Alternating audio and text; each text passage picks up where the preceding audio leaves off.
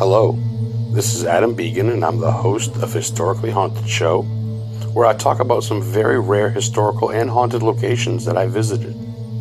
I also interview some of the very best in the paranormal and cryptozoology field. So tune in every Friday at 8 p.m. Eastern Time on Paranormal King Radio Network. And prepare to be educated about the unknown.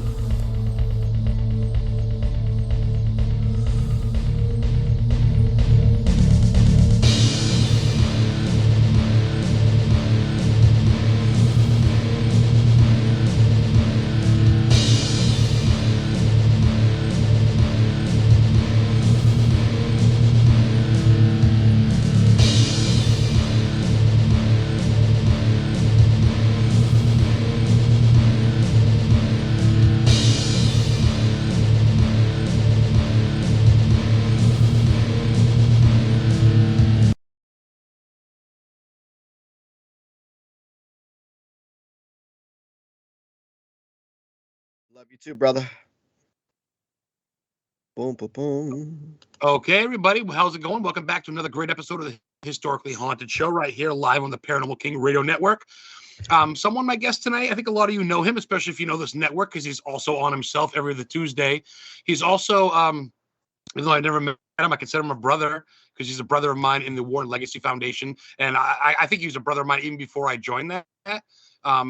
Someone I've seen grow from a friend to a father, so to speak, that's his title. Let's bring him right on now. He is the host of Enter the Dark Show every Tuesday night here on Paranormal King Radio Network. Fellow War and Legacy member Father Kenneth Torres. What is up? Hey, what's up, brother? Not much, man. You can just call me Ken, man. You know, it's Friday. It's my day off.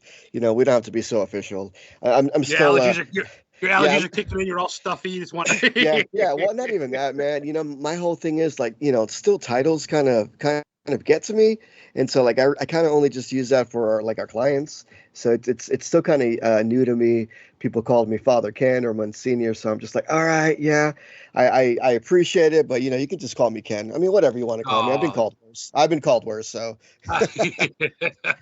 Well, I'm gonna call you food connoisseur too, but we'll get into that in a little bit. For sure, but yeah, I wanted people to know your title, obviously, and I know that you're very modest. When you were doing like all that the deacon work and all that with the Monsignors and all that stuff and exorcist people, you were just kept it to yourself, and you're all about. And I think that's why you're in the legacy, and that's why you're such a big member in the War Legacies, because it's people first, not you. Is that fair? Yeah, you know, for me, it's all about living a life of servitude and paying it forward. You know, I've been afforded the opportunity to become part of a legacy, something that's a lot bigger than myself. You know, obviously, I've been with the foundation for about 2 years now. I'm a regional director for the West Coast and the Western Services, and I am also a sitting board member. So it's a great opportunity to be part of something that I didn't know would change my life. I tell you what, 2 years ago, if you would have asked me where I would have been, I wouldn't know what to tell you, because I was still going through my stuff too, you know, as a wounded combat vet, you know, a wounded warrior, going through my struggles, going through my recovery, PTSD. One thing remained for sure is that, you know, I still was involved in ministry, but I always had a knack for trying to help people and to lead people. Even though I was at my worst, I always try to give people my best. So it's all about, it's all about other people. You know, no egos here. You know, for me, it's been a great learning experience. You know, I've learned a lot of do's and don'ts, and I've learned so much from my colleagues. And you know, I met you too, man. You're a great, freaking phenomenal person. I consider you a brother. I love you so much. I mean, even well, after you know this, that you and me have talked. I mean, you've let me. I'm not gonna. Not everybody needs to know our business, but you've helped me out, even financially at one point, and just even with your speech, your words. One time I was down on my luck, and you gave me some advice, and you helped me out in more ways than one. And I see you doing that. Like your last couple pictures, you're at a food bank. You get to meet a cool NFL player, or was it right? yeah, 49er? It was that was retired NFL player Tina Turner. That's Tina right. Turner. Yeah, Yep. yeah, he played for the San Francisco Giants from like 84 to like 89. And so Defense, I believe, defensive guy. yeah. So I am part of another program called PGA Hope. It's a program for veterans who are disabled, and it's a free golfing program. And I've been involved with that program as well for going on 2 years now. And For free what? What kind of program? Golfing? it's a golfing program for disabled veterans, and it's nationwide. Oh, Yeah, I And know you were a so, golfer. Very yeah, cool. yeah. So I love golf. That's one of my things amongst many other things. Yeah. I am a disabled athlete, so I do archery, I do powerlifting, I do indoor rock climbing. I also used to do martial arts. I taught Aikido, Krav Maga. Um, Wow. a bit about me. I spent some time in the Marines, and when I got out, I worked for the government. I was a contractor for the federal air marshals and in the local sheriff's department. And so, I taught martial arts. I taught counterintelligence. I know things about behavioral detection, that type of stuff. So that's a long time ago. That's a life long ago. Now I've been retired medically for about 6, 7 years. I'm still currently involved with the Coast Guard Auxiliary, which is the volunteer side of the active duty Coast Guard. I was a former unit commander, as well as I'm currently an instructor and interpreter. So I teach a lot of the Coasties different things when it comes to their survival. And also, too, if the Department of Homeland Security needs me, I can deploy anywhere in the world with them as long as they need a language interpreter. And so that's what I do. But I'm involved with many different things, but definitely the foundation has kept me centered. And I think that with all of these things that I've experienced in life, it's given me the ability to still remain humble. I think I try to remain humble, but it's also given me a wealth of knowledge, and every day is a learning thing for me. So, Yeah, I mean, and I want to say too, from not just everybody listening, and thank you guys in chat, but also for me too. Thank you for serving our country. Thank you for serving our Lord, and for just being a down to earth human, man. Seriously, from all of us, and from me in generally, Ken. Thank I you, man. appreciate it, man. I appreciate it, man. It's not an easy path. I mean, to sit here and say that I'm perfect and I'm holy and that I'm in my monk robe all the time would be a fallacy. This life of servitude and serving other people is hard. I still have to balance my personal life. I still deal with personal emotions, personal feelings. I still have my own Oh problems. yeah, you're still But human at the end of the day. yeah, Yeah. yeah. I mean, and so I think all of these things, excuse me, all of these things. I think they help out tremendously. But yeah, that's a little bit about me, not to blow up, No, the well, that's good. resume.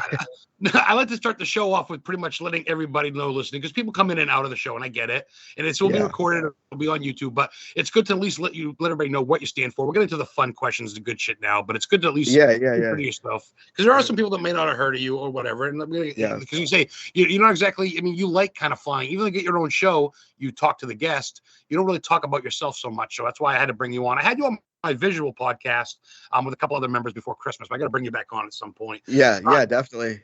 Ross asked a question, our boss, King. He wanted to know how you got affiliated or started, I should say, with the Warren Legacy Foundation.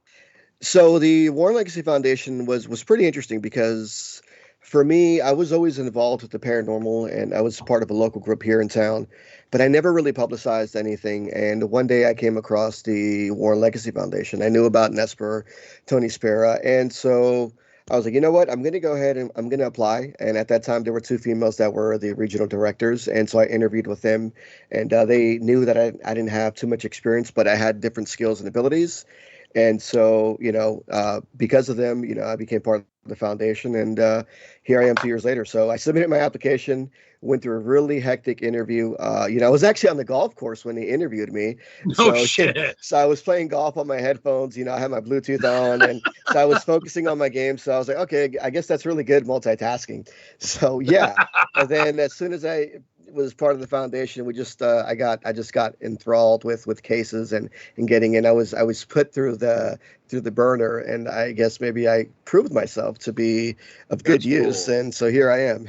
Well, I think and that's cool, but I think everybody's got something to offer, whether it's a psychic, a researcher, a historian, wink wink, or Yeah, someone of the we can't all be just the guy out there with the millimeter or whatever the fuck. So we all got to bring in our own stuff, and you have a plethora of stuff you bring in, and I think that's why you lead that area of that you lead, the West Coast, so to speak, because uh, you know your shit, and you're very humble and you're very loving, but you're not a square dude. Like, you're very cool. You're always posting good pictures about having fun, or always a good meal, or you're off to some cool adventure.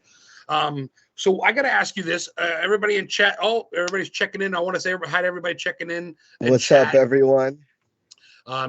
You're in the chat. You can see it, right? We got UFO Fred watching, and of course King.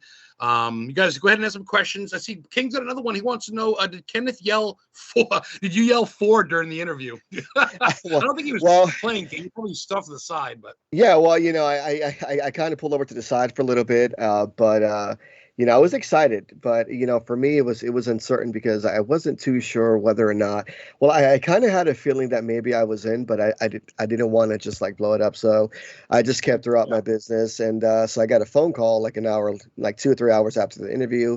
Welcome to the foundation. So I was pretty excited. I was pretty excited. I was very elated, so to speak. And I tell you what, man, I came in with no expectations because I really didn't know what this was going to become. I guess you have a lot of preconceived notions. There's a lot of teams out there, but when I stepped into the foundation, I definitely found out immediately that this is different.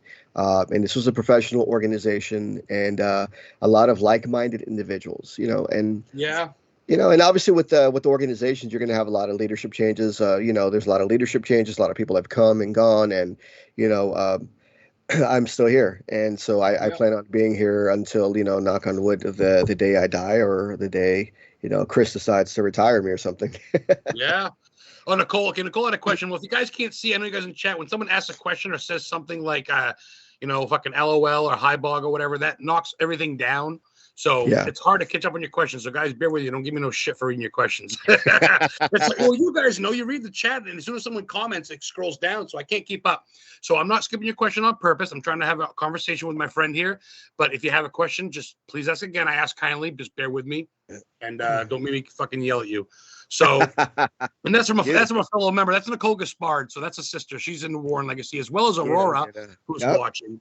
But no, seriously, the chat goes quick. So let me see. See, someone just commented. I hear you. She put no. That just knocked it down again, Nicole. Let's see. And the bog guy. I love you, Bog. Winterborn, award-winning cryptic hunter, and all-around outdoorsman. That's Jimmy. That's Mr. Haunted Jimmy Pentanito. He likes to use fucking name. I love Jimmy. I've been trying to get him on my show. I like Jimmy a lot. I followed his work for a long time too. I actually knew about Jimmy back in like 1998, 1999.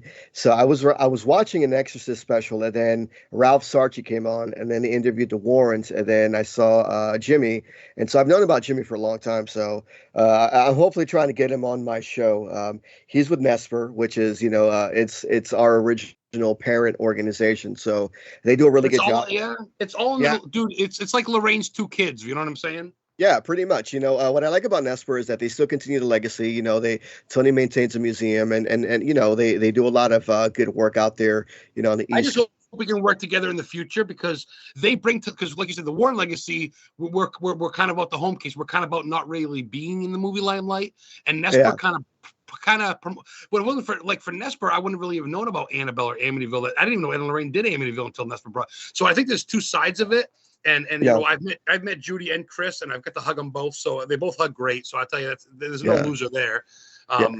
We're like the shadows. We're like the ninja shadows. There's nothing wrong with that, Ken. We like our positions, and I mean, like I said, I'm the newest member. I haven't had any cases or anything yet, so to speak. But I just love the title of being on it. I love the brothers that I'm with. I love the family, and I just love being a part of something that it's surreal. And I see the work that you guys do. Yeah, man, it's a lot of tough work, man.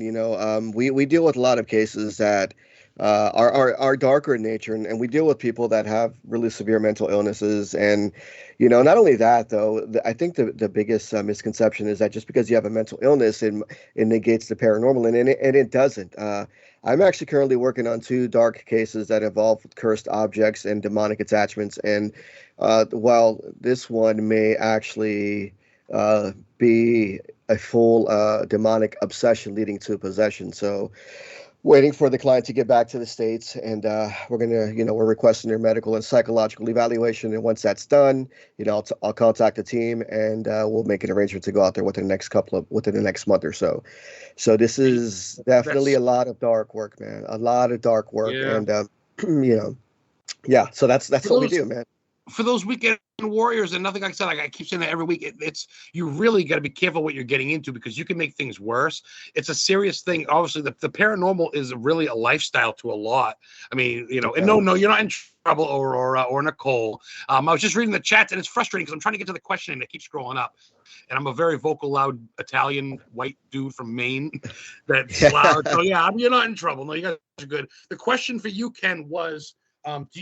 What is your strongest psychic or like telepathic abilities? Do you have anything, any sensitive abilities? Well, you know, Thank you, Nicole. Love you, Nicole. You know, I've been told I'm empathetic, but you know, for me, excuse the French, but I'm sensitive to bullshit. You know, I can sense when a person is lying and not telling the truth and being deceptive. Yeah, no, my time working counterterrorism and counterintelligence, you know, I've been able to read bodily behavior.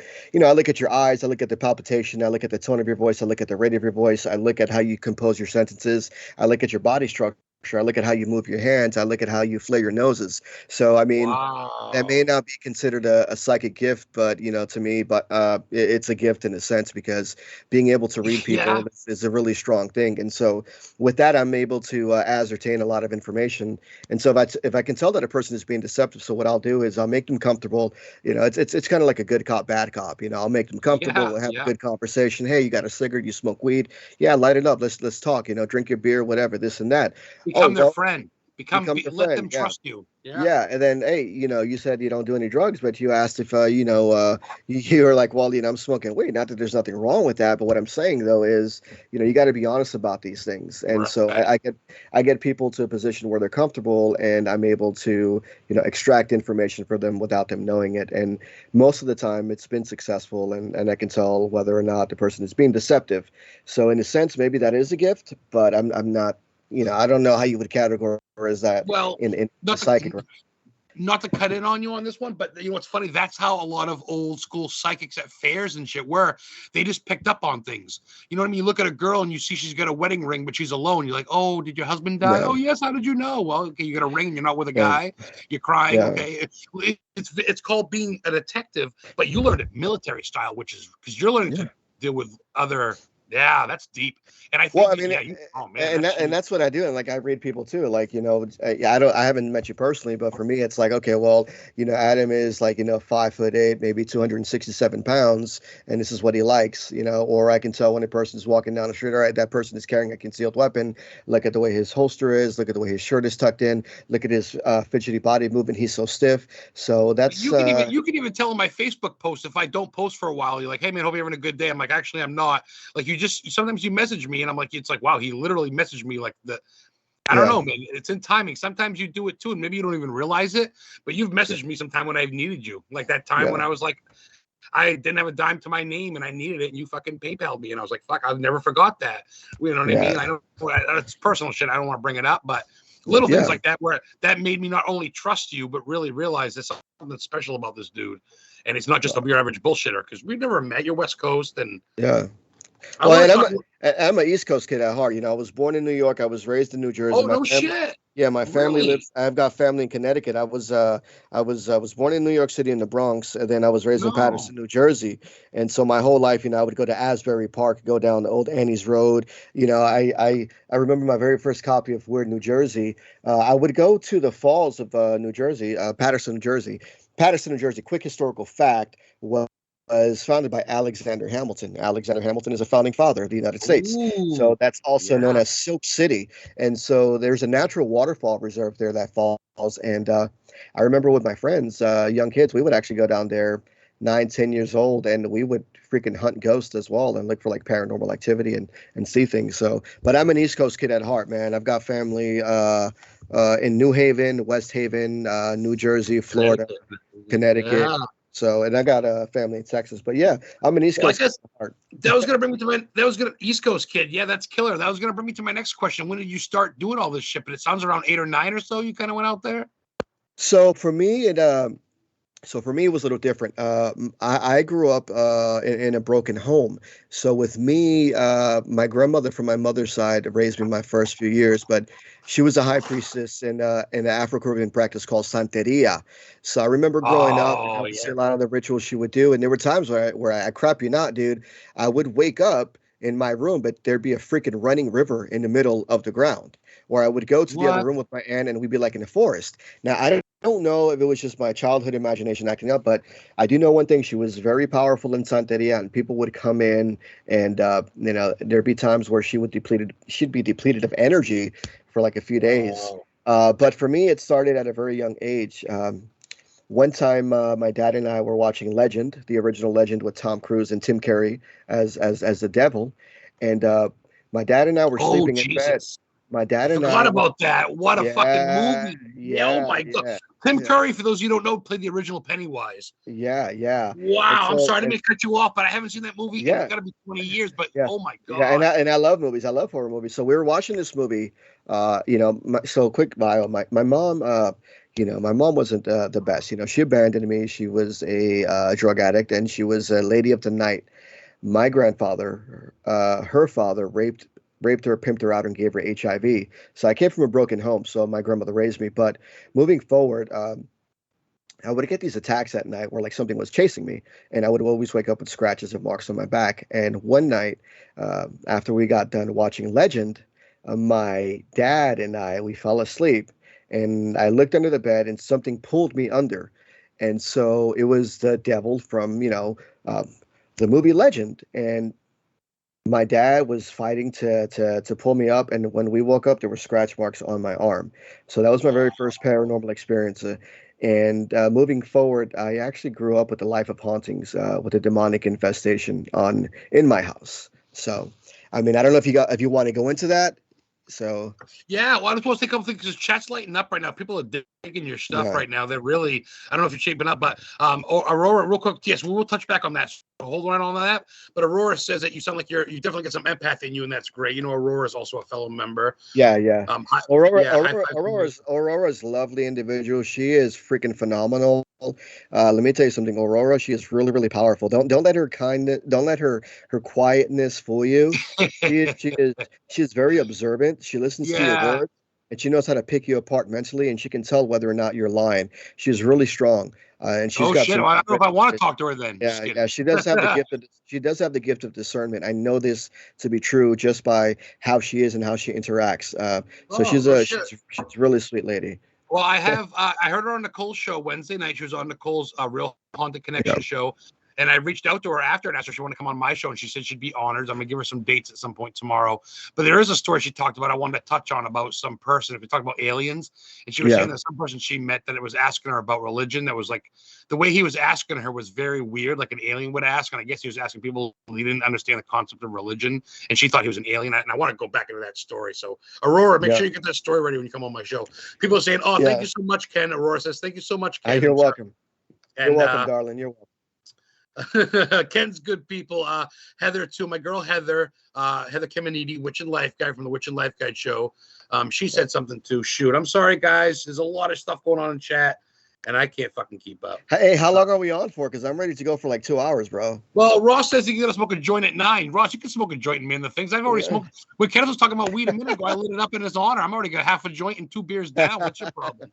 Oh, We got a wait, Reese's yeah, peanut butter cup with pretzels in it waiting in a minute, motherfucker. yeah. um, Adam's gonna be like 1, 2, and 3 to the 4. Doggy just dog.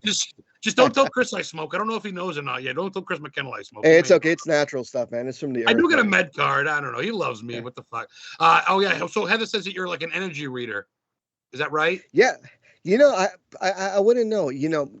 For me, I have a really hard concept of trying to put titles and labels, because then what ends up happening is if I put titles and labels on myself, I don't want to infuse myself with that You put label. yourself in a box. You put yourself in a Yeah, box. You and exclude it's not, yourself. and that's not a bad thing for other people, but for me, I'm still understanding the concept of, even with my title, I went to a thing a few weeks ago with another priestly brother of mine who's from the order as well, and he's part of the foundation, but he's in Spain, and he came out to visit. He was doing a prayer conference, and I forgot that I had a collar, and people were coming up and kissing my hand, and I go, "Yo, what is this?" And I forgot that I had a collar on. Get So I the was like, fuck "Oh," out. I was, "Oh yeah, I forgot I have a collar on," and it was Oh, customs.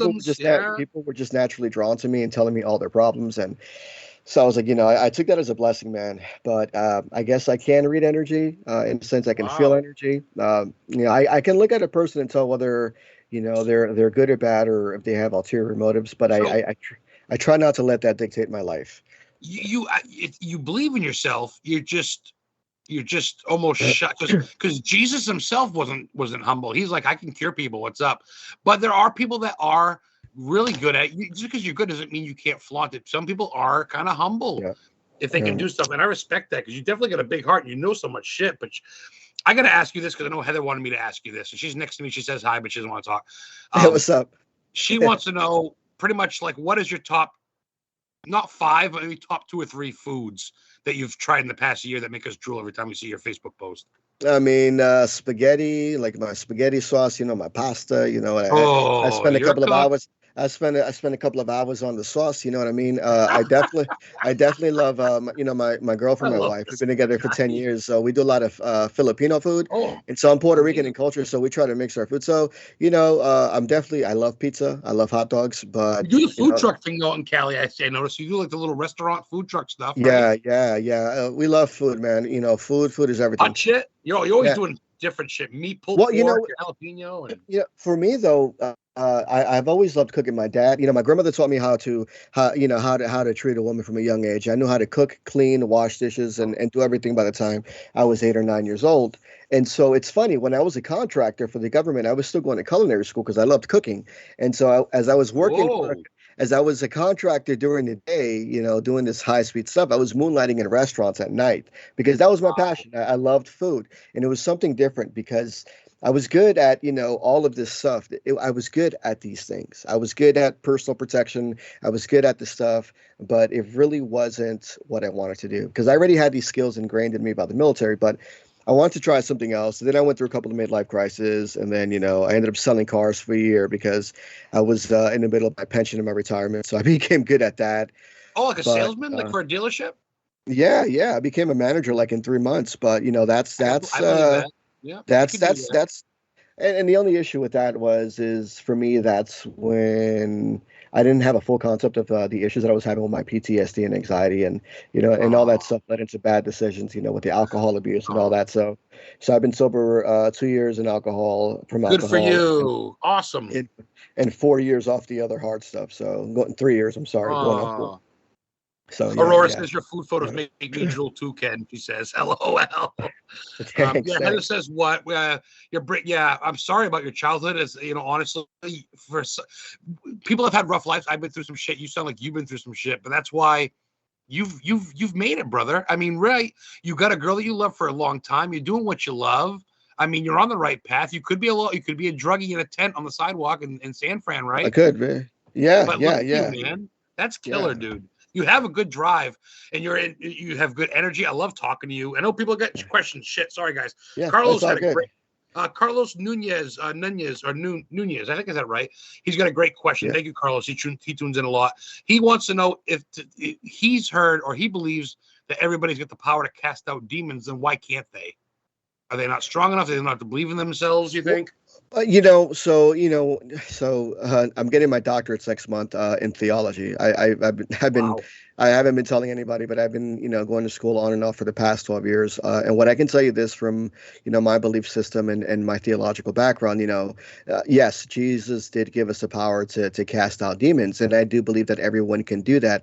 But I do also believe that not everyone is qualified. Just because you can do something doesn't mean you should do it. And here's the reason why. Is you have to be a person of strength, you have to have personal integrity, and you also have to be cleared of, dissolved of whatever sins that you have, because you might be able to cast out that entity or spirit, but then there's also the possibility of, that spirit attaching to you. So although I do believe you can do it, I also believe that if you're going to do it, just make sure that you're a person of faith, no matter what faith you are. As long as you have faith in your belief and you believe and you're a good person, I think you can do it. But I always caution people with these types of things, because even being an exorcist myself, it's a lot of study, it's a lot of prayer, it's a lot of focus. You have to live, try to live a decent life. For me, I've been practicing, on my words. It's been about a month since I tried to refrain from using curse words, because that ties into my temper, and that's one thing that I've been working on. So it's just little things like that you have to work on before you can attempt to even try to exorcise or expose these demons. And I did see a question. It said, "How many exorcisms have you done?" I've done 3. I've done 3 Oh, exorcisms so far. great question. But I've been involved in ministry my whole life. I grew up Christian Pentecostal Baptist, so I was a youth pastor, I was a youth minister, I was a regular pastor, and I wasn't involved with a lot of spiritual deliverance. But I saw that there was a problem with that because everybody wanted to be spiritually delivered. But it was at that point in time that I realized people were operating off of faith, off emotion, and not true faith. And so you had a lot of people convulsing and yelling on the floor, running around the church, which I thought was kind of disrespectful. And so, which is why, I decided that I was going to become Catholic because I was always taught to hate the Catholic Church. I was always Really? taught to, yeah. Pentecostal Christians, man, they are the worst, Oh, bro. yeah. They're Okay. the Yeah, that's worst, true. bro. They Yeah. are the worst, bro. I mean, it's just like, and so I grew up in a church of false narratives. And going back to Ralph Sarchi, I've been friends with Ralph Sarchi for years, and Ralph Sarchi, if you guys don't know about him, he's got he's got a book, Beware of the Night, and his movie was played by Eric Bana, Deliver Us from Evil. He's a retired NYPD detective who's a religious demonologist, and so I've been following him for years, and I would always listen to him. And for some reason, I know I was called to the ministry of exorcism or deliverance. I've been told by different people from different clergy from different denominations that they said, "Hey, there's something about you. You do have the ability to. You've been called. Not I have the ability because the ability does not come from me. It comes from the higher power. You've been called for deliverance." And so I made a really big decision last year, and I fell in love with Catholicism. I fell in love with the traditions, and it was because of listening to Ralph Sarchi that I realized that, you know what, I am missing something. And so, I went back to seminary school. I finished my formation orientation, and I became ordained as a independent Catholic, Roman Catholic priest to the Solomonic Order of St. Michael the Archangel. And that's where I am an exorcist. I'm an assistant to the chief exorcist, but that's just a ministry. The ministry that I enjoy more is chaplaincy. I counsel a lot of veterans. I counsel a lot of drug addicts. I counsel people who are going through hard times. And so for me, the most precious thing is being able to counsel people and give them spiritual advice. That's I love that's that. that's what I love, man. That's what I love doing. That was a question from Melissa Keene, the Exorcist question. A great question, Melissa. Yeah. I should have done some more homework. I kind of knew all this stuff, and I figured this would just kind of play out itself. Yeah, I didn't yeah. like I said, I couldn't give you an introduction any fucking longer. It would have took up 20 minutes. Well, Have you? I'm just Go me, ahead. man. I'm I just was me. gonna. Well, I got a question for you personally, as a friend that I guess I never really asked you, and maybe I did, but I said, I do smoke a lot of weed. Were you ever in a paranormal team before this, or are you in one now? Like just a Yeah. side team? So I had my own paranormal team at 13, 14 years old in the East Coast. It was my best friends, and we had our own little paranormal team. We would go and we would go to abandoned places. And then for me, I kind of left that and had a lot of experiences when it came to the occult and black magic and dealing with witchcraft, things that I wasn't prepared for that I delved in. And so I kind of stepped away from that side of the work. I completely stepped away from anything paranormal and magic and witchcraft and all that stuff because, I I did something and, I wasn't prepared. And, of course, I was watching the craft, light as a feather, stiff as a board. And some stuff really happened. And I should have known better because of my experiences. But I was kind of testing the waters. And then, so the last time I was on a team was maybe like 4 or 5 years ago here in town, and Soul Seekers Paranormal, and Carolyn Castro, and that's it. But besides that, I have my own little group called the Paranormal Connection, and it's not really a paranormal team. It's just a page that I have on Facebook, and it's for people to share their videos and their experiences. But the Warren Legacy Foundation is my first true team. I've always worked independently, solo, guiding people and giving them advice. So yeah, there we go. Yes, the Paranormal Connection is it's a group and a page is two things, and I help run Yeah. some of it, and it's all Warren Yeah. Legacy members for the most part. Yeah, And yeah. it's all good. It is, as long as you're not bashing other teams or not trying to be super fucking Zach Baggany, you're pretty much welcome. Yeah, what I'm pretty saying? much. That's We're that. pretty much open to anything. I want to touch two shit. We had another question. I was from Nicole. What do you? Oops, hold on. What do you enjoy doing the most in the ministries? For me, what I enjoy doing most in the ministry is just counseling and chaplaincy.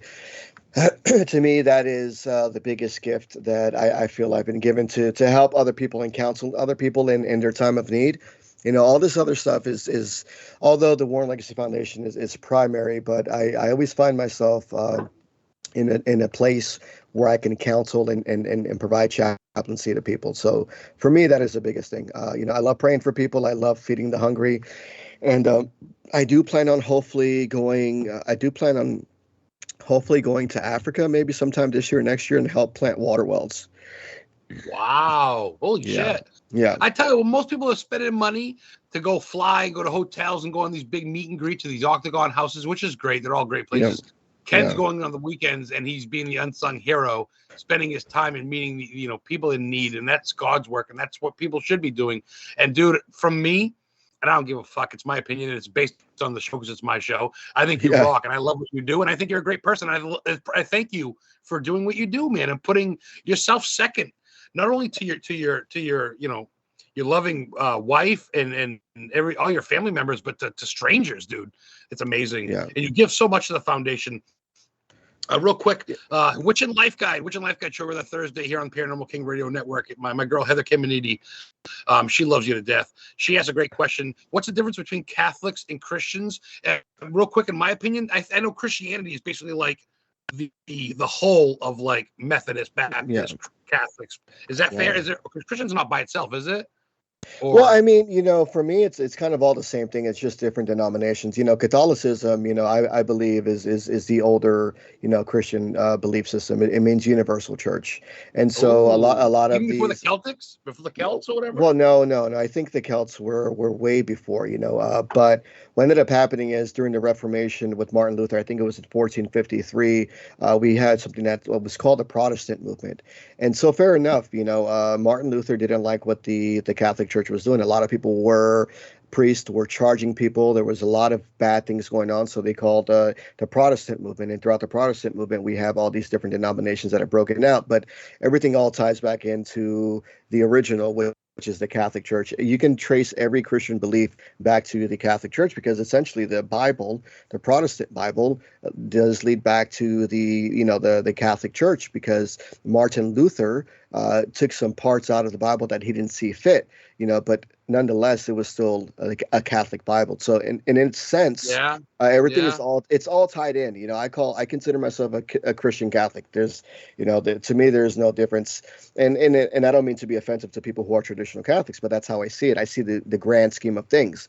It's to live a life. That's how the Pope rolls, man. That's how the Vatican's like, and that's how I roll. That's how Plato is and shit. You know what I mean? And you're a man of the cloth. And like you said, I remember because I've watched you so much on Warren, because you do a lot of the Warren podcast.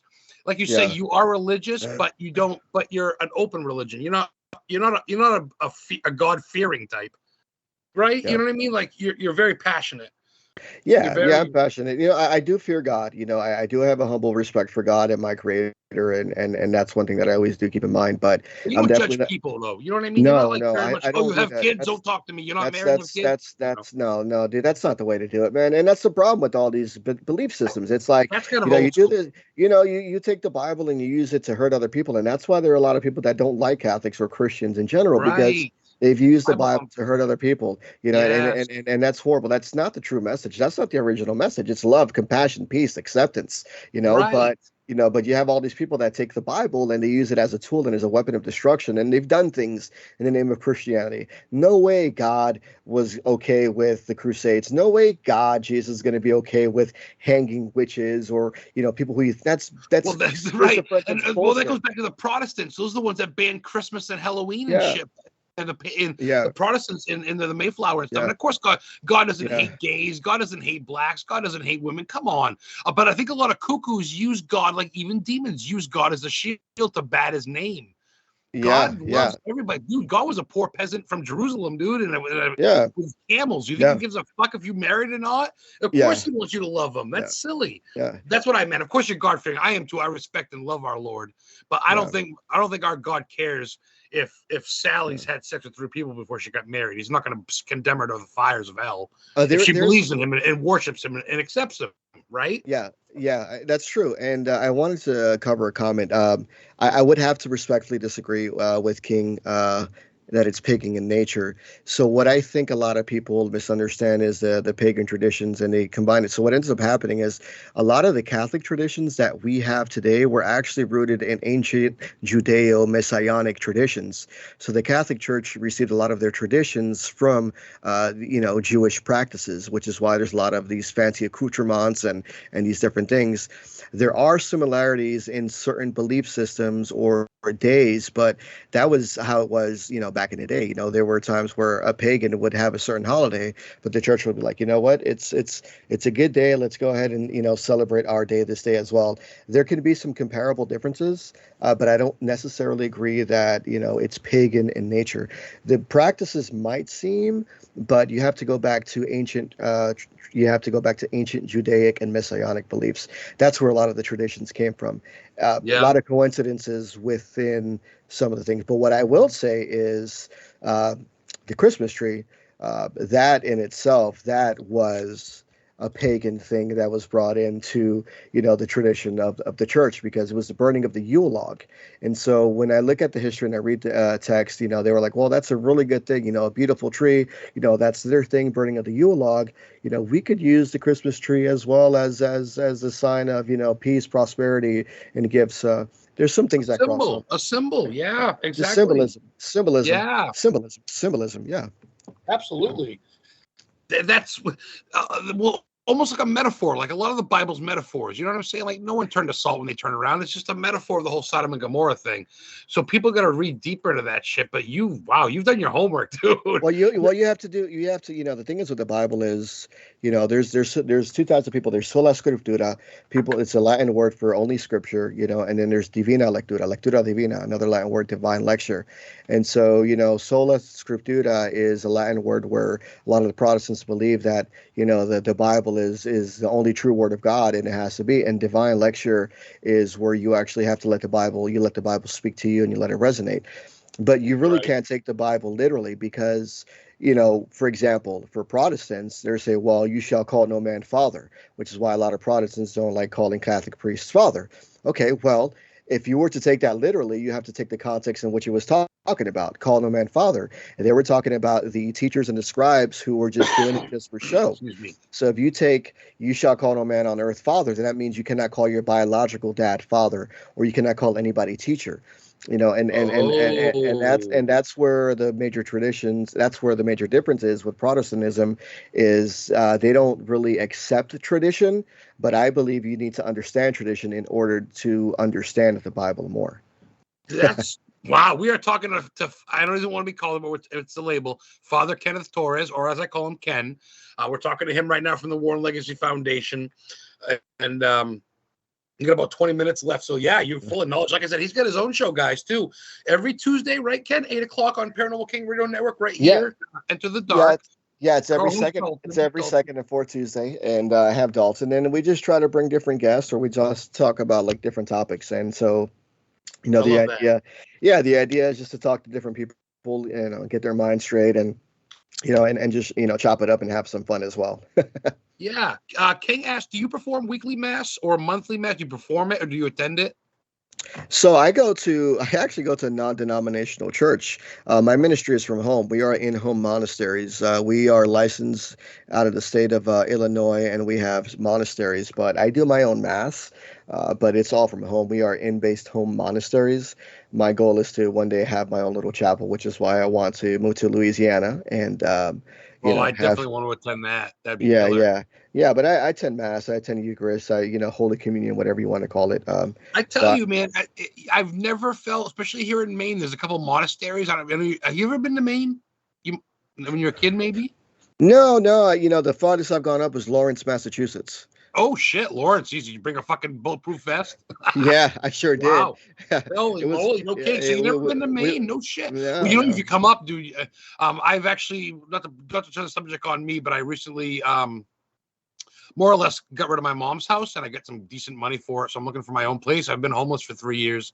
You've talked to me. I've been living in an RV and at Heather's, and my friend Scott's in New Hampshire. But I got close to $100,000, and I'm gonna go look for some place to live, and hopefully soon I'll have my own place. God bless. What did I tell you, bro? What did I tell you? That happened today, brother. I went and got What the I check. tell you? What I tell you a I few don't want months to make the ago? show about me, but I'm excited to tell people because they've been listening. No, but, that's great, bro. That's I impressive, do. man. Yeah, I do want to give a shout out real quick. My friend Patrick Marston, 44 years old, passed away Saturday night last week.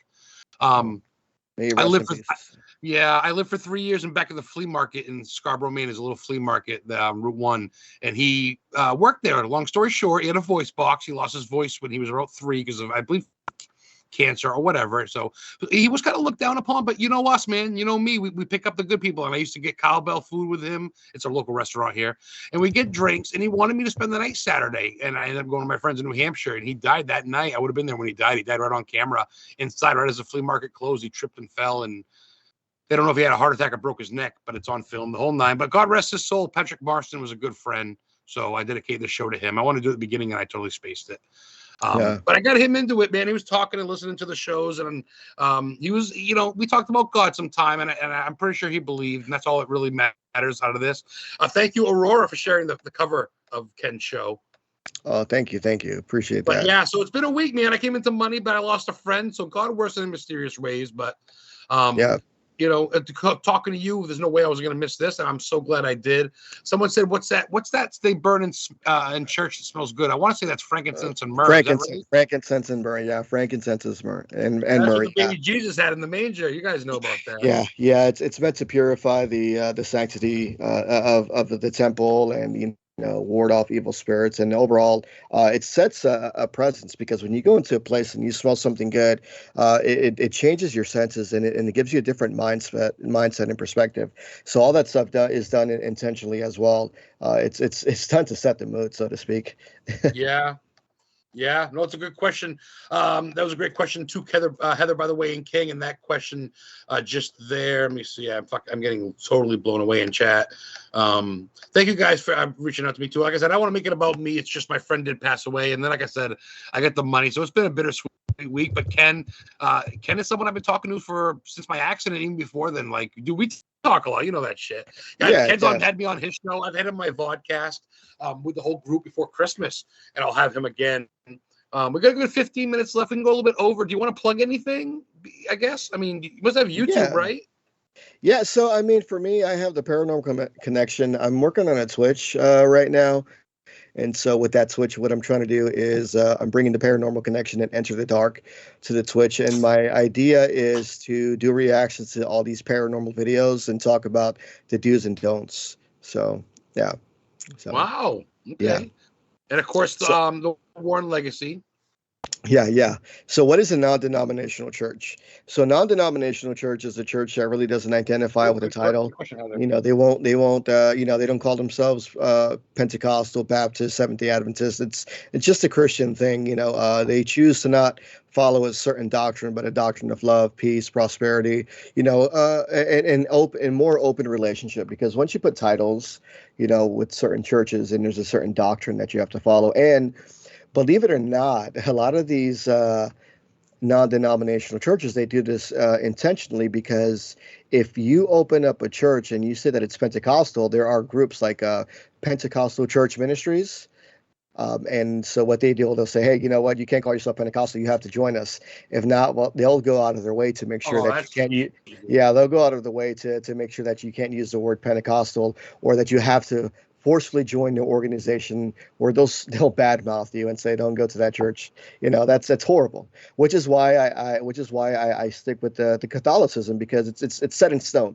No one's going to really, test the Catholic Church and say, hey, well, you can't call yourself Catholic. I mean, it's like, okay, well, there's this little rinky-dinky church that your church is only an auditorium.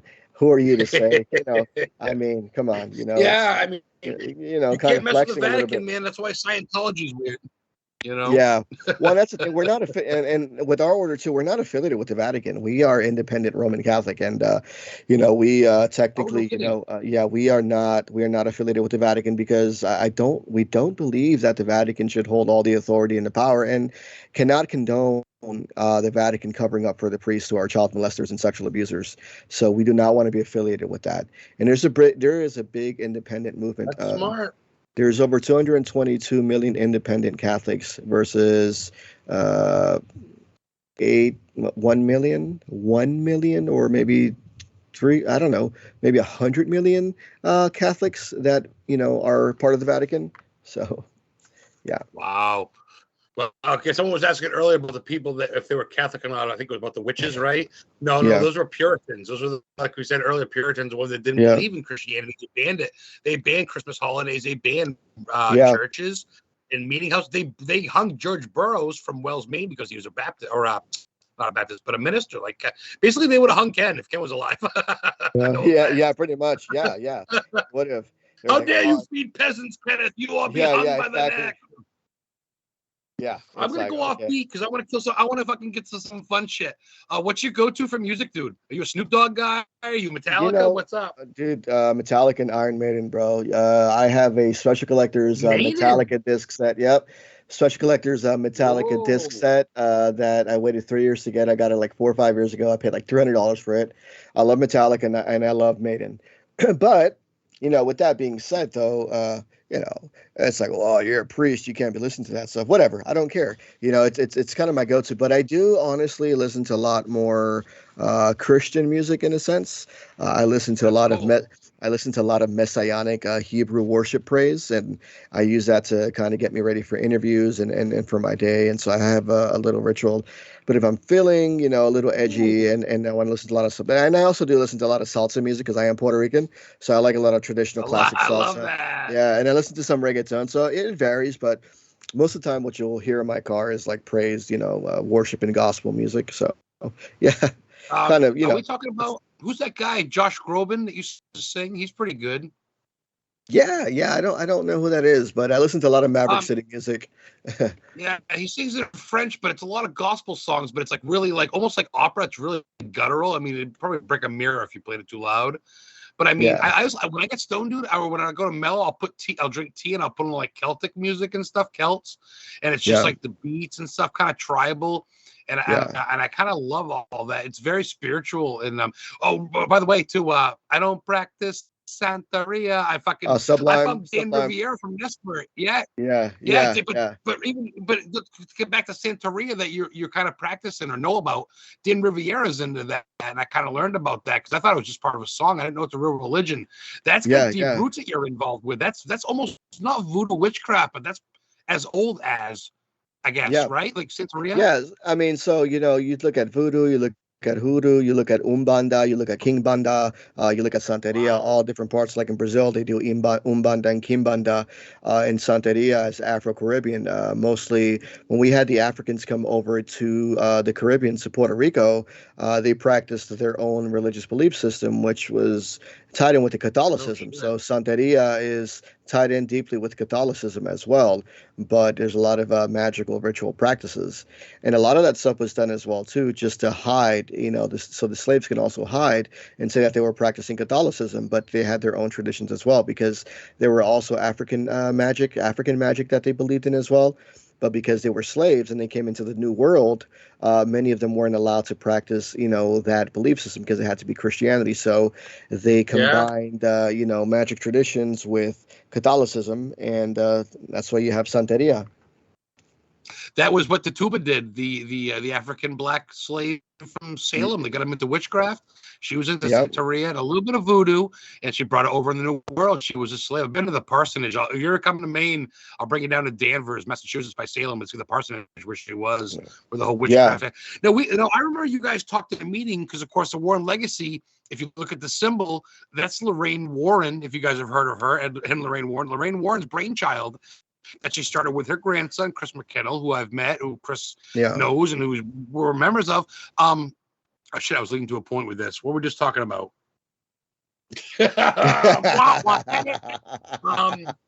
Religion. Okay, religion. What I'm saying is like, I remember you guys were talking about it with Dr. Heather Lee, and she was saying how witchcraft is not only accepted, but there's people in the membership that are practiced that, because there is good witchcraft. It does have old ties, right?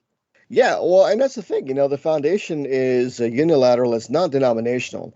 And so, you can't cannot have a linear mindset, and so the idea with the foundation was to bring people with different belief systems and bring them to the foundation because they could be an asset. Because you can't treat an Islamic religion as a Christian priest. They don't believe in priests. They believe in imams. So you can't always have a linear way of thinking. So you can't always do things one way. You have to identify with people's cultural and religious beliefs in order to be able to help them and identify with them. And so realistically speaking, yeah, we are unilateral. We accept everybody who are good people, and it's important. It's important to understand different people's belief systems, their cultures, and their religions, because that's only going to make us a much more effective organization. You can't sit here and say, well, the foundation is strictly Christian, because a lot of people are not Christian. A lot of people don't believe in these things, and that's okay. There's nothing wrong with that. So you have to be able to find investigators and researchers with gifts and abilities that can also provide their experience and expertise. And we have a lot of wonderful people that are really strong, powerful witches, psychics, mediums. We have Buddhists, we have scientists, we have astrophysicists, we have doctors, we have psychologists on our teams, we have scientists on our team. So it's all inclusive.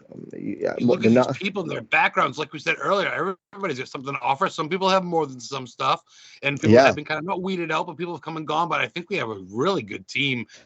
Well-rounded. We're called in so many countries with so many I don't know how many countries, but so many backgrounds. I mean, I think it's going to be a good year. I think we're growing good, and I love being a part of it. You guys get everything you want from me.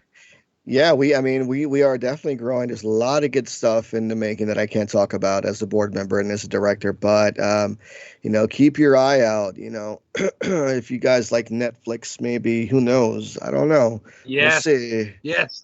We'll see. You guys like the old Paraflix type shows and all that stuff, and you guys like, this is the thing is, it's all credible people. This is all real stuff. There's no rock star shit going off. We just want to spread the word of knowledge and faith. And I think knowledge is power. And I think a lot of it, we don't want Hollywood movie props. I think there's knowledgeable stuff, man. You're doing incredible stuff. We got about 5 minutes left. Is there anything you want to touch on that I haven't brought up? What about movies? Like, what do you go to for movies? You a documentary guy? No, I love horror movies. My best friend comes over every Monday night and we have a horror movie night, and we sit here and we critique and we laugh and we look at these movies and we're like, oh, that's crazy stuff. Yeah. So for me though, too, I'm actually going to be in New York in October. Someone reached out to me and they want me to give them a lecture on demonic possession and exorcism. So I'm going to be at a convention in New York, in upstate New York, in Plattsburgh, New York, in October, and I'm going to be giving a lecture on demonic possession and exorcism. And I'm going to have some really disturbing sound clips as an introduction to kind of set the mood. Where can people find that? Is there a page, or can they follow you on Facebook and maybe see that? Paranormal. Yes. I bet you on the Connection, probably, right? Yeah, so you can follow me in the Paranormal Connection on my personal Facebook page, but I will never, ever, ever post anything that involves with demonic possession or personal exorcism videos. I don't post things like that. But to find you for that event, though, if they want to get tickets or whatever. So it's still in the works, but it's going to be happening in October. So once we get closer to the date, I'll start sharing it. I will start sharing. New York is like 3 to 4 hours from me, and I'm getting this money. I can get a hotel and maybe kidnap you and bring you to Maine for a night after. Yeah, that works, because my dad lives in Manhattan, so I'm thinking about driving down 4 hours to Manhattan and then visiting my dad. So, give me some Manhattan steak and cheese or pizza or whatever the fuck you guys get down there. What do you guys know for down there? Well, bacon, egg and cheese, bacon, egg and cheese, bacon, egg and cheese. I love how you. Yeah. Let me get a bacon, egg and cheese sandwich. Sandwich. The sandwich. Nicole, everybody says great show, Melissa. Yes, Aurora, there is Christian metal actually. As LA Dying is. I think Whitechapel is, which is where the murders were from. Whatever. Yeah, but there's a little bit of everything. I think it's not so much about the type of music as I think Ken can agree, as the mood and how pure it is, and if it's real shit, and that's cool, dude. People are asking for an extra hour. People are asking for an extra hour. I mean, well, we can go later. I don't care. Some people are backing up. We'll go until Ping pulls a plug. What's that 80s band? What's the 80s band? This was Maiden? Too fast. For me, Iron Maiden or what? Well, yeah. Well, I'm surprised. Not surprised you like Maiden. I guess it's an acquired taste, European metal. Oh, I love. But the old scream, the hair bands. But it's my buddy loves Maiden and Priest, and he loves the screech, and he's got their vinyl. You a vinyl guy? Yeah, so I actually have a Victrola record player, and I've got some vinyls that I play on there as well. So I Oh, love that's I actually a love really good record player. That's not a yeah. Walmart brand. Yeah. Well, yeah, my girl got it for me a few years ago, and it's got Bluetooth capabilities, but it's cool. But music for me, I love music, but I wanted to see if you guys wanted to hear my story of my demonic Story. infestation. Yeah, You guys want to hear it? We got time. King, yeah, fucking King is cool. He'll yeah. tell us to fuck off if he needs to. Go ahead, brother. So, I want to hear. so what really got me into the paranormal, really, before my excursions with magic and all that stuff, we moved into a house in Paterson, New Jersey, and that house was built on ancient burial ground. The whole area was those blocks were like Native American Indians. So Uh one time, oh. my dad and I, he moved to my stepmother, and we moved to this place, and this house that we lived, there was a chapel right next door in the corner, and the pastor said, "Hey, you know what, be careful with that house because you're the seventh resident that has lived there this past 2 years." And so we're like, okay, cool. So we thought nothing of it. And so one time, my dad and I, we were outside with my little sister on her bicycle, and we look upstairs up at the window, and there's a little girl looking outside the window. And we're like, whoa, who's that? And my dad's like, I don't know. Maybe it was the neighbor's daughter from downstairs. But my dad and I, we go upstairs, and there's nobody there. So when we walk into the house, the kitchen is right there. You turn right, the living room is there, but adjacent to the living room, there's a hallway with stairs that go upstairs to the main rooms. And so my dad and I, we were going up down the stairs, and all of a sudden, a tricycle, my sister's secondary tricycle, flew down the stairs out of Oh, you nowhere. fucking Saw style. It's Oh, it's yeah, but scary. but that's but that's the whole thing though, because when you go up the stairs, you know how there's like a wall barrier that goes up, and you literally have to go around the corner. And her bike was hooked up on the wall, so that means that the bike unclipped itself, rolled down 10 feet, turned the corner, and threw itself at my dad. And Oh so my and word. so that it came flying down. We're like, whoa, okay, so nothing. We didn't think much of it, so we let it go. Then one time, my dad and I and my sister, we were watching Stephen King's. We were watching It, the original Tim Curry.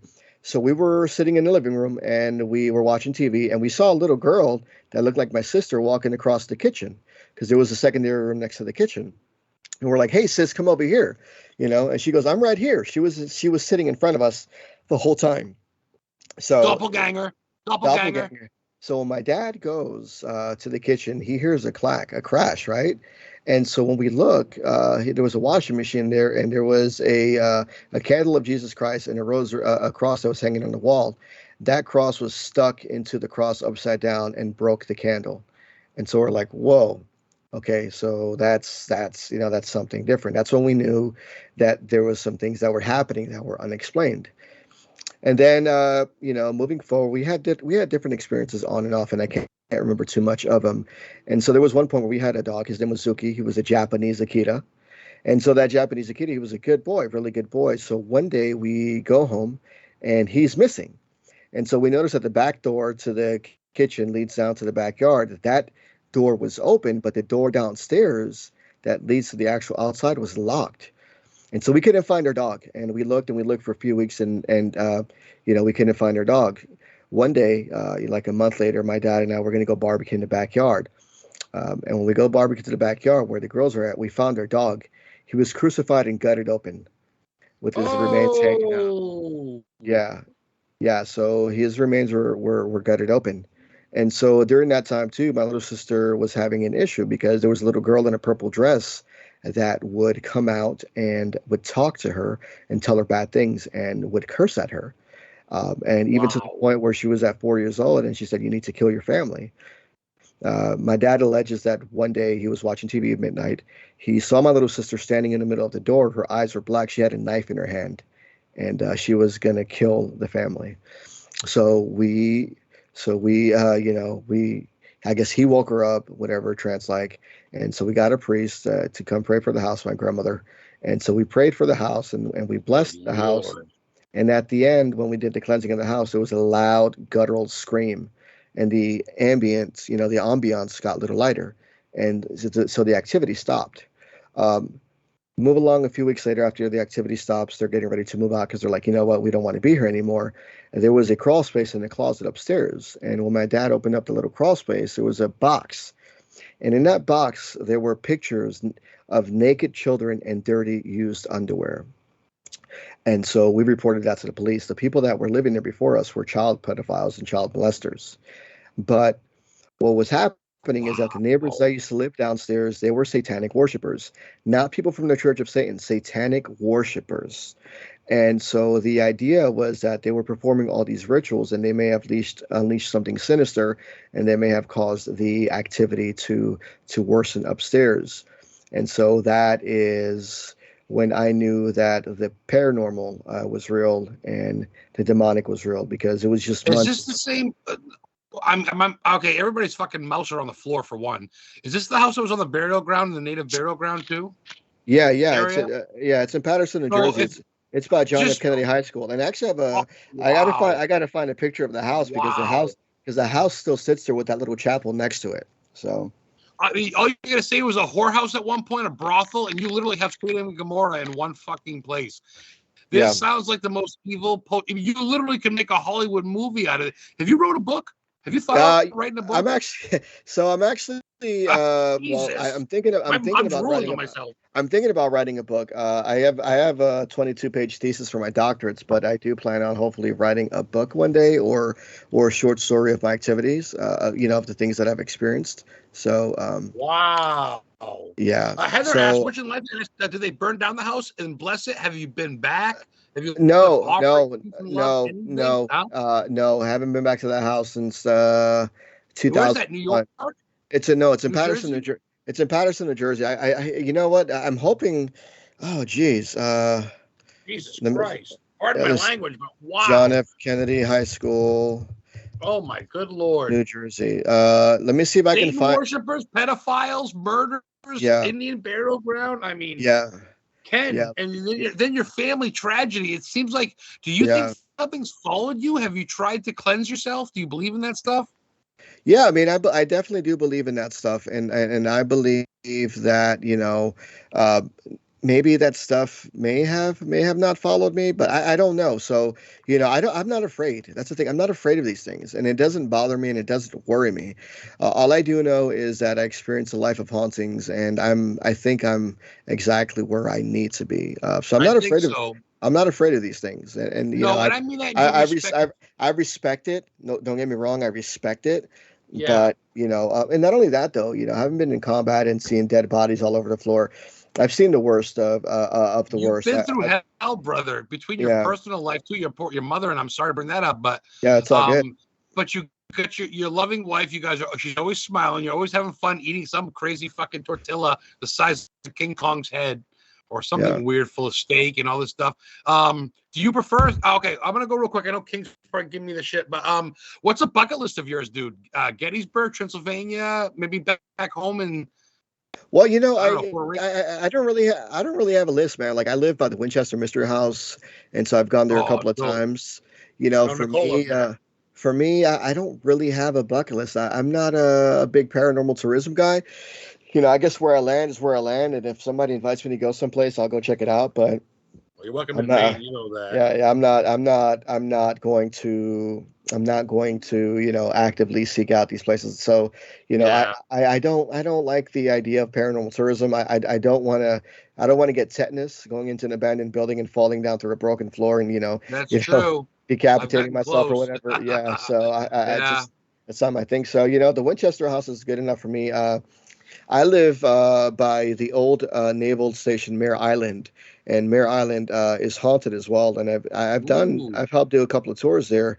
It was the largest second military installation on the West Coast, naval hospital and naval brig, and there was a tragic explosion there where 25 sailors died in an explosion on a submarine, and so their remains are buried there on the property as well. So that's MEAR? How you Mare, Mare Island, Vallejo, California. MARE, Mare Island. Okay, I'm gonna look that up when I. Yeah. Okay, I want to check that out. That's off like what, San Diego coast? Yeah, yeah, it's up Bay Area up here. Let's see. By I don't think. Alcatraz, probably. Yeah, yeah. No, so I'm actually 45. I'm actually 30 minutes away from Alcatraz. So I just Oh, got to drive to San Francisco. Let's see. Witchin says, I don't think Inhuman Spirits would be able to be contained by just the shell of the house regardless. I do think that maybe there was something that we did miss there. I do think that there might have been an object. I don't know. But what I can tell you though is that You don't when want to go back. when we moved out, I'm pretty sure that the people who were allegedly Satanists, they were still living downstairs because they were nasty people. They were always really rude. And so I don't know. I wouldn't be able to tell you, but just that area in itself, was also written with crime and prostitution and a lot of deaths and a lot of murder. So I don't know, but I definitely did not want to go into the house. And the thing is, like within human spirits, they're not confined, by time and space like we are. Yeah, they can be ejected, for the time being. And, there's a potential that, the activity could have started after we left, but they were in for a fight. It was a really good fight, and it was just, it wasn't 1 or 2 days. It was a whole week of continuous house blessings and praying and fasting. So I'm hoping that that entity never came back. And if he's out there and if he's listening, I'm ready for you, buddy. I'm not afraid of you. So, I love this guy. You do got, the old term balls of steel. Like, obviously people do have fear to an extent, but I feel like you embrace it because you're protected by the Lord and you've been through a lot of shit, Kenneth. And it's not that I'm trying to challenge it. It's like I'm not challenging it. I'm not, but if it so happens to come back, then I am more spiritually prepared right now to and more mature enough to combat these things by my faith. King goes, we'll change your opinion one day, Kenneth. What are you talking about? Opinion on what? I don't know. I missed that one. Aurora asked what your favorite paranormal experience has been so far. I don't know, maybe not favorite, but most memorable. There we go. Duh. So for me, I think, what? That's such a question. I don't have a favorite paranormal experience, and I think I don't know. That may most be rewarding, bad to say. maybe. Yeah, like, most rewarding. Like a child or something. Yeah, most rewarding for me was when Chris and I we performed an exorcism on a woman last year, and she was rid of the entity, and that was rewarding. We were able to help the young lady move forward, but the unfortunate part is she didn't take heed to our warning, and she fell back under possession months later. But it was rewarding. It was rewarding to help her out and have her move on and live a decent life. But the problem was, her work involved a lot of dark ritualistic tattoos, and so that was her livelihood, and she couldn't break away from that, and she didn't want to change her style. But I would say for me that was the most rewarding experience because I saw a woman that was 5'1", 120 pounds, throw her a 280-pound, 6'3" Viking brother across the room and injured his arm. So. Well, as I know, I don't know, more than I know, but the paranormal doesn't have a strength, so to speak, like a boundary, like a human. Okay, Aurora says a positive, in big words, a positive paranormal experience. Okay.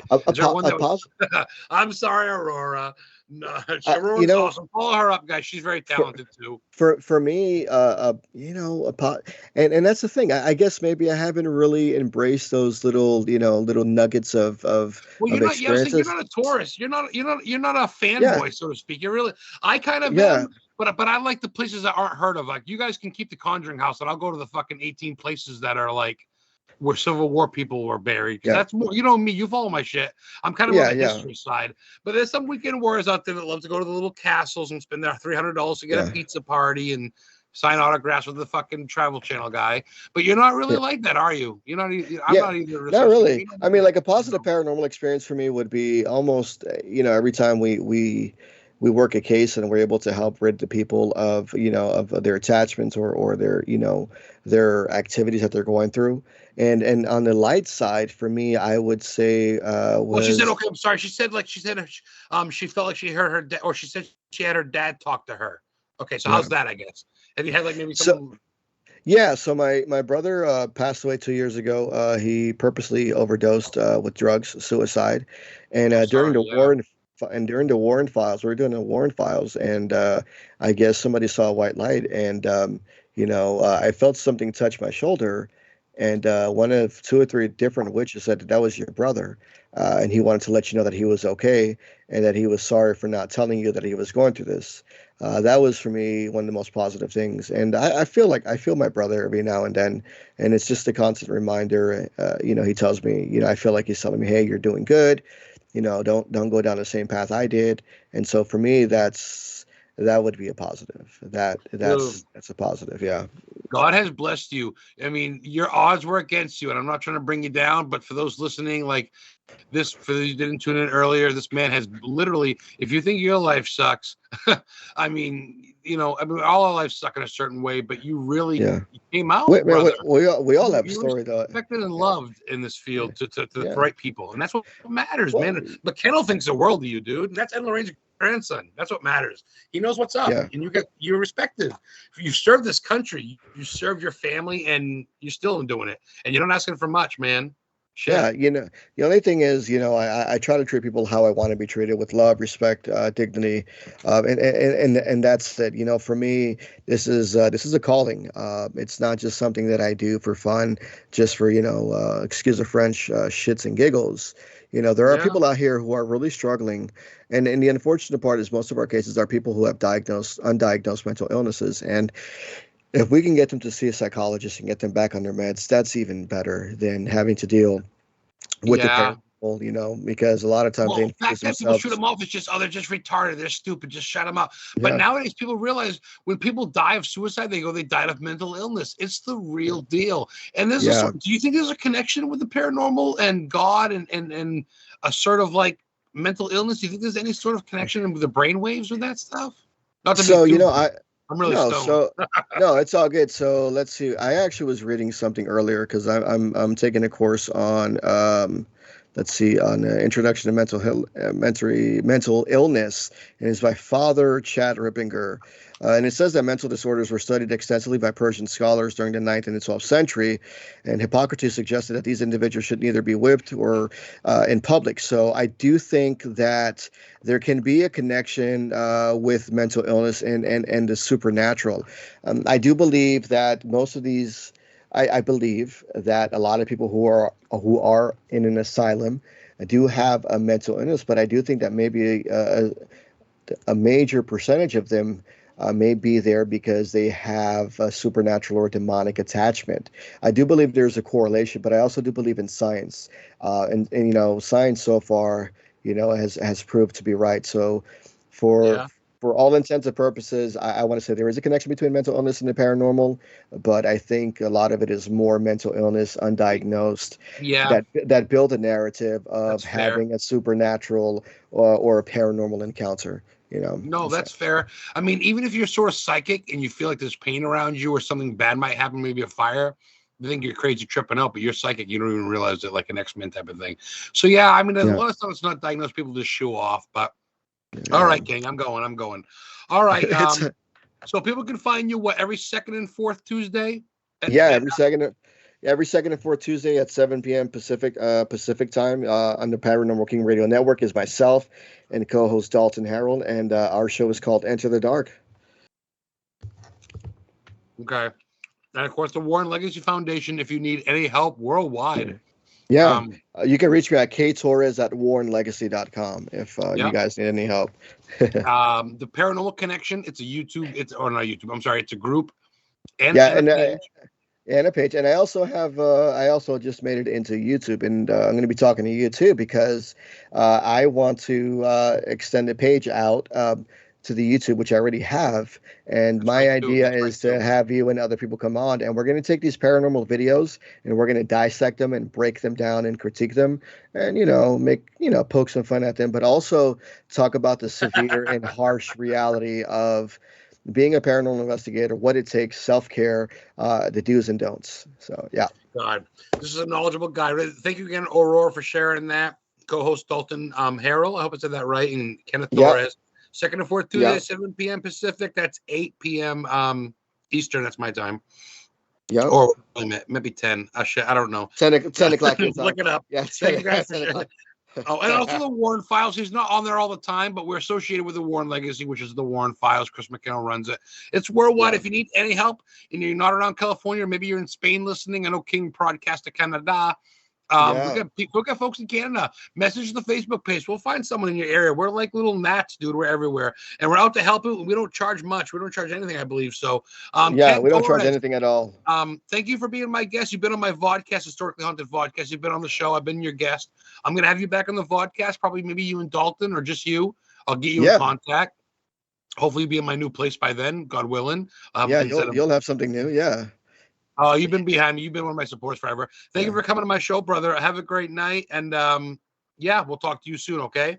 All right, brother. I love talking to you. Thanks for having me on your show. It's always a pleasure, man. Ken Torres, as I call him, Ken. Father Ken Torres. Thank you so much for your time. Thank you, everybody, for listening to Historically Haunted Show on Paranormal King Radio Network. Enter the Dark Tuesdays. Have a great night, guys. Have a great night.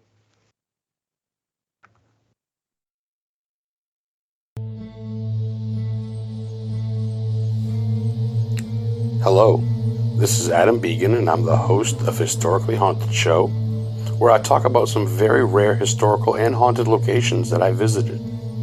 I also interview some of the very best in the paranormal and cryptozoology field. So tune in every Friday at 8 p.m. Eastern Time on Paranormal King Radio Network. And prepare to be educated about the unknown.